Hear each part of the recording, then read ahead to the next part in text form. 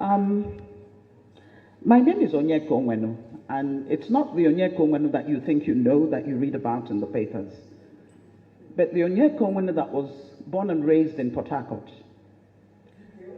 That's correct. And the person who made that statement knows. When he says DK Onwenu, he's telling you where this person came from. My father was the first Arrondissement man in the Federal House, and he was representing a Port Harcourt constituency. He was the principal of Enitonia High School. He was a brilliant man, but he died too early. Thank you. That's my background. I'm also from Abia State. Since I am Adamazi, I'm Adamazi.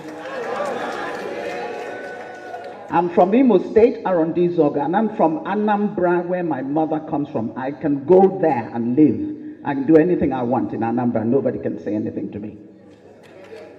I'm also from Lagos State. Surprise, surprise. Yeah, I'm from Lagos State. I married a Yoruba man. I have 2 Yoruba children. They only paid 5,000 naira as bride price. So we have a right to demand more money anytime. 5 minutes going. Yes, 50 years after I fought the war. As a young girl, 14, 15, 16, 17, I was in that war. And I lost many relatives. I worked in hospitals. I carried babies who died in my arms. I treated old people who took days to die. People were dying out of hunger. Even our soldiers were dying out of hunger at a particular point. But thank God, we survived. You see, when my father died at 40, he was a politician and also a principal, but he didn't have much money. In those days, you had to keep your day job, even if you were a member of the House of Representatives. Yes, my mother, an Anambra woman, was a trader. Put your hands together for Anambra women. She was richer than my dad, so my dad would borrow money from her to buy the land, and he never paid back. You know how it is. And my mother dares not raise the subject again.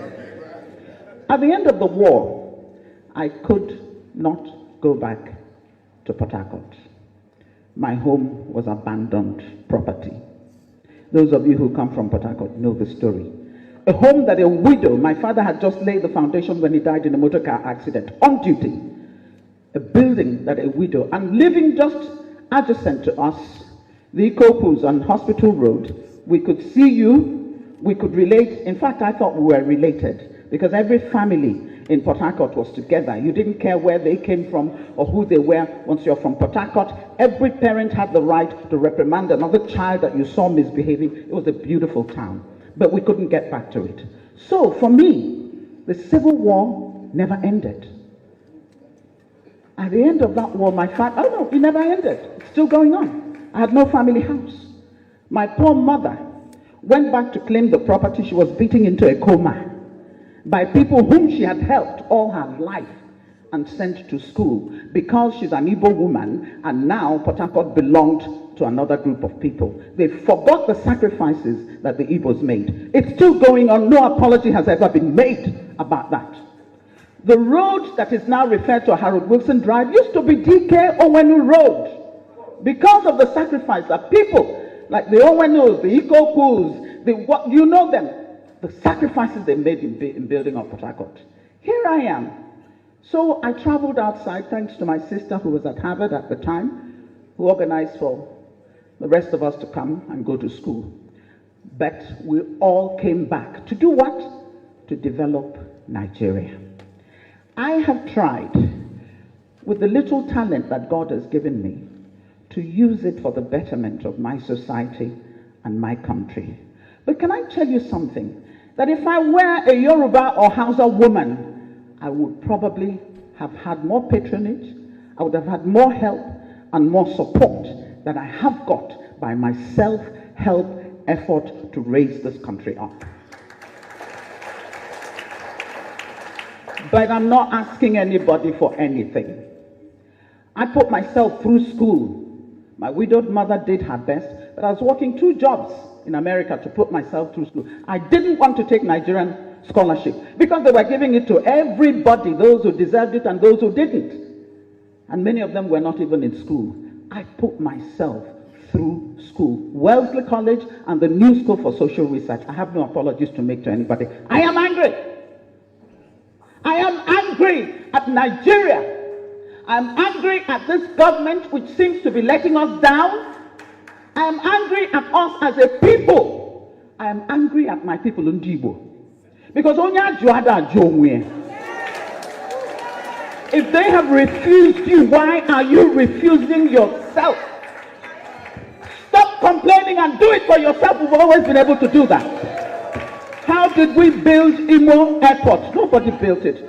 We spent how many years raising money? I know it was my equipment that was traveling all over the country for concerts. I gave free concerts to build Imo Airport. That's who we have been. And I remember in those days, Epurana, Imo State Union, Purana, Zetiobi, Dike Onwenu, Oputa, Ikoku, you name them, Abakorana, and that's it. No dispute. Everybody follows the line and gets done what needs to be done. Let me tell you about Ndibo. Ndibo are wonderful people. Let me tell you about Ndibo. Ndibo are resilient. Let me tell you about Ndibo. Ndibo are people with integrity, with conscience, with a feeling of humanity that they can reach out wherever they are and contribute something to that society and not care that they're not even from there. That's who we are. Do not categorize us as people who are uncouth. We don't know, we don't have unity amongst ourselves. You're kidding yourself. We love ourselves. But we also love our neighbors. You see, to love your neighbor, you have got to love yourself. That's what the good book says. Love your neighbor as yourself. So how are you going to love your neighbor if you don't know anything about self-love? I am a proud Igbo woman. And Onye, if there's anything you know about me as I walk into a place, know that there's nothing you can do to me in this country to bow my head. I will not do it. Onye, I am my father's daughter. I am my mother's daughter. As an Igbo person, I stand before you committed to the project called Nigeria. But at the same time, you talk about never again.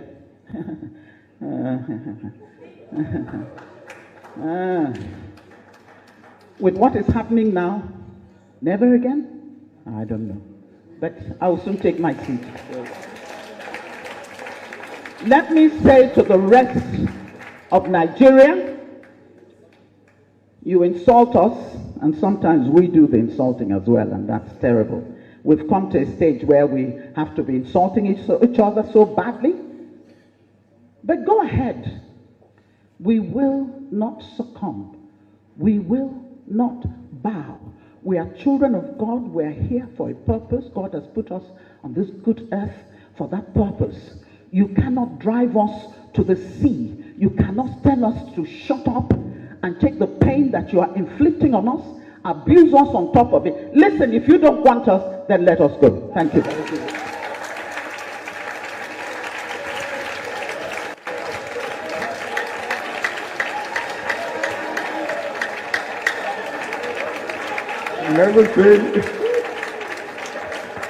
Never seen Onnyeka in this.